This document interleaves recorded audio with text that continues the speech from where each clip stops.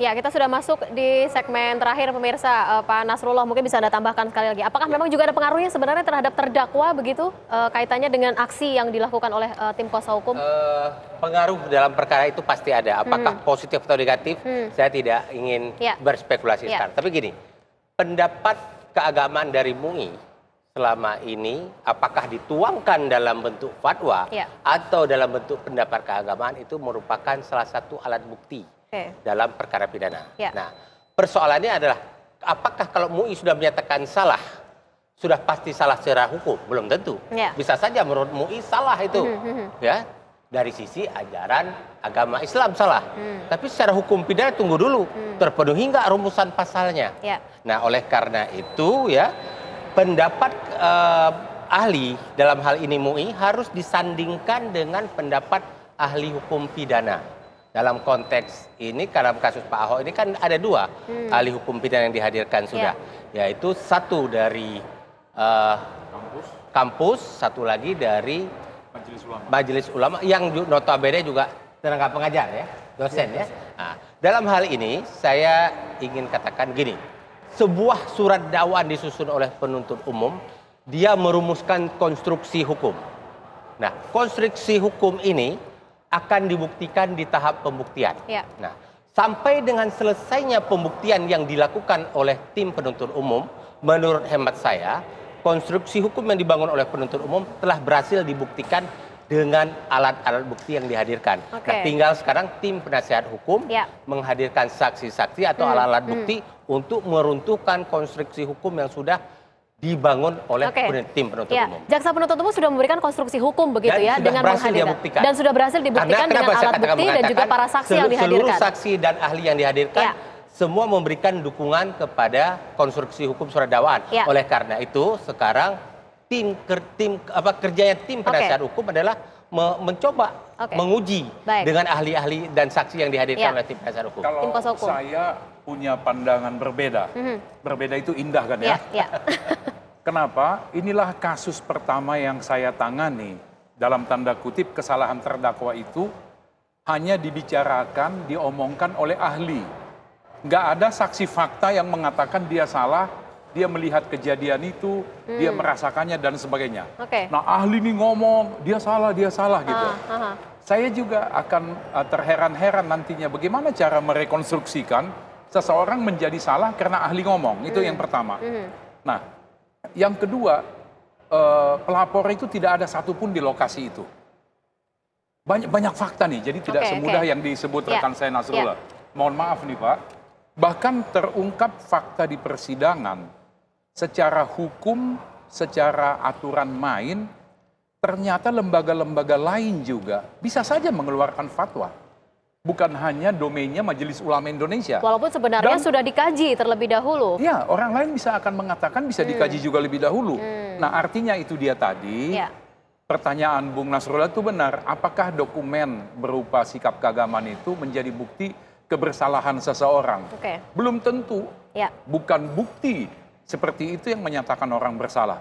Tapi apakah mampu jaksa membuktikan dakwanya? Satu lagi. Yang menarik dakwaan ini, saya nggak ngerti pikiran jaksa ini ya, nggak apa-apa saya buka sekarang. Kenapa dakwaan penistaan agama ini dikaitkan dengan pilkada? Akibatnya sekarang, saya harus katakan di sini, jaksa udah mulai kalang kabut membuktikan bahwa ini semua ada kaitan dengan pilkada. Karena waktu Pak Ahok pidato di Pulau Seribu itu, belum ada pendaftaran, nomor urut belum ada. Tapi jaksa dengan tapi ada poin yang disampaikan oleh Pak Ahok, jangan pilih saya. Kalau tidak suka jangan pilih saya. Pilih saya itu bukannya kaitannya dalam pilkada sebenarnya. Apa artinya itu? Pak saya mau bertanggapan Pak Tommy ya. Silakan Pak, silakan. Berbeda itu katanya indah. Pertama yang terakhir aja kita tanggapi nih. Pak Ahok jelas saat itu memang belum mendaftar. Tapi kan proses pilkada ini kan cukup lama. Dan ketika ngomong begitu udah curi star sebetulnya. Jadi malah kita mau mengatakan justru curi star. Itu satu. Yang kedua, bahwa sebetulnya persoalan fatwa, kalau mau dilihat Pak Tommy ya, ini coba dicek. Ya, tidak ada satu lembaga ormas Islam yang diakui di negeri ini yang telah memberikan fatwa itu bukan penistaan.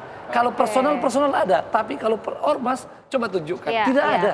Ya, dan ketiga, bahwa negeri ini akan kacau kalau tidak ada rujukan yang bisa dijadikan patokan.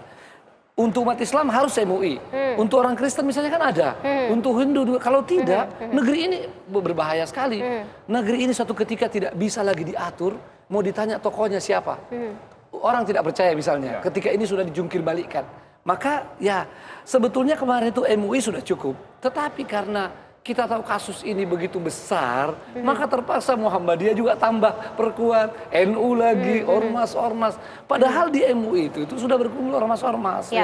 Belum lagi ahli-ahli agama secara individual. Ini Pak Tommy ya, kita belum berbeda, tapi jadi, nah kemudian yang terakhir sekali yang kata Pak Tommy, ini aneh kenapa tidak ada saksi lapangan. Justru Pak Tommy ini sebagai ahli hukum sekarang dapat pengalaman baru. Memang ini bukan masalah kejadian-kejadian fisik. Ini masalah akidah, ini masalah pemikiran. Tidak bisa dong, walaupun orang ketawa-ketawa depan kita, itu penistaan. Mereka kan nggak ngerti. Tapi kan apakah karena orang awam yang jadi saksi, fakta tidak ngerti, lalu kemudian penistaan tidak terjadi? Kan ada ahli, apalagi sekarang ini terdakwa sudah mengakui, memang saya yang berpidato di situ. Andaikan terdakwa tidak mengakui itu, rekaman tidak diakui, boleh jadi, Tapi kan sudah diakui. Jadi yang hadir di situ dan yang mendengar rekaman sama aja, mengakui saya yang pidato itu, ya kan seperti itu. Jadi saya kira seperti itu, Pak Tommy. Terima kasih. Pak Abdul Khair, terakhir sebelum saya tutup segmen ini. Saya mempertegas saja bahwa dalam 156A ini korbannya itu adalah agama. Jadi ketika siapa saja yang merasa terganggu rasa keagamaannya dengan perkataan itu yang pada saat penyidikan itu baru diduga, sekarang sudah menjadi terdakwa, tentu keterangan ahli sangat dibutuhkan untuk membuat terang. Membuat terang apanya? Membuat terang pemenuhan unsurnya. Karena saya dihadirkan dari penuntut umum, begitupun nanti dari penasihat hukum. Membuat terang dalam apanya? Yang meringankannya, ada cas. Jadi di sini terjadilah expert battle, perang para ahli masing-masing mempunyai motivasi bagaimana untuk meyakinkan hakim dengan keterangannya. Tentu secara psikologis kalau saya ya pasti harus memberatkan terdakwa.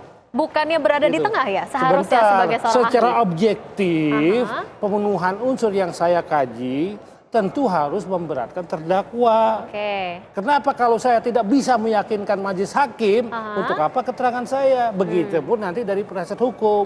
Secara psikologis juga mempertahankan argumentasi penasihat hukum. Artinya, jadi kita jangan munafik lah. Kalau saya nggak mau munafik, tentu nggak mungkin dong saya memperlemah dakwaan jasa. Begitupun nanti ahli yang dari penasihat hukum, tidak mungkin dong. Jadi saya ingin tambahkan begini.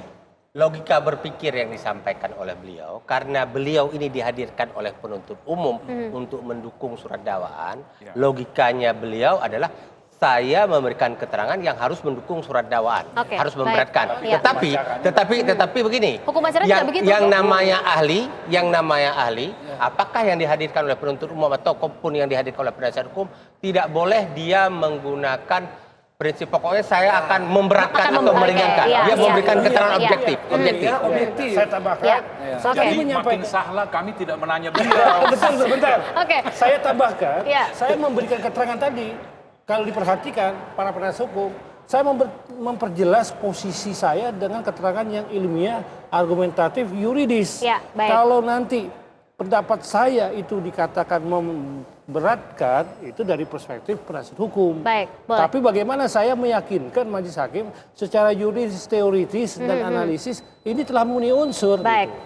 Keterangan saksi sudah diberikan begitu ya, dan juga ahli maupun saksi sudah dihadirkan dari pihak jaksa penuntut umum. Artinya ini terakhir dari pihak jaksa penuntut umum. Agenda berikutnya adalah dari pihak kuasa hukum. Dari kuasa hukum. Berapa yang akan dihadirkan? Kalau fakta yang meringankan sekitar... Boleh diberikan bocoran sedikit kepada kami? Boleh. Terus ahli 6-7 orang. Kurang lebih ada sekitar 12 nanti yang akan dihadirkan begitu ya. Baik.